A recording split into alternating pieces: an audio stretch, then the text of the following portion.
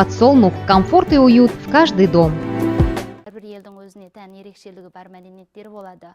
Мысалы, Қазақстанда маған ең терең әсер қалдырғаны, біріншісі сол адамдар мен адамдар арасындағы қарым-қатынастары өте қарапайым, өте сол сенімшілік. Сондай бір-біріне сенеді. Бір-біріне зор сенім артады. Иә, сондай.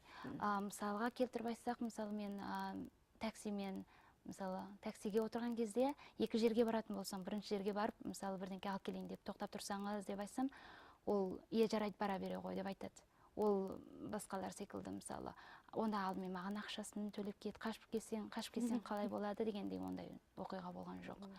Одан басқа ол жақтағы адамдар өте сыртқы образға өте көңіл бөледі.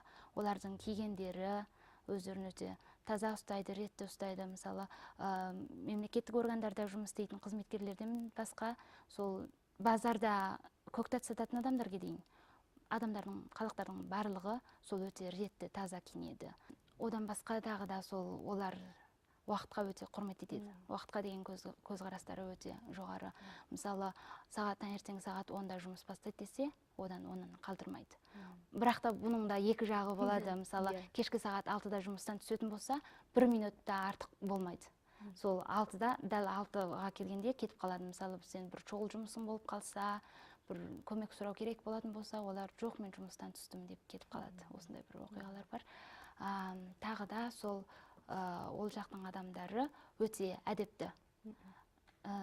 Мысалы, біреу танымаған адамдар, тек қана жолдағы адамдар кетіп бара жатқанда бір жөтеліп қалса, түшкіріп қалса, олар сау бол деп айтады. 2 рет жөтелсең 2 рет айтады. 3 рет жөтелсең 3 рет айтады. Иә, сондай. Жөтелсең де, мен таксиге отырған кезде, кейбір кезінде, тұмау тиіп қалған кезде бір түшкірсем, сау болыңыз дейді.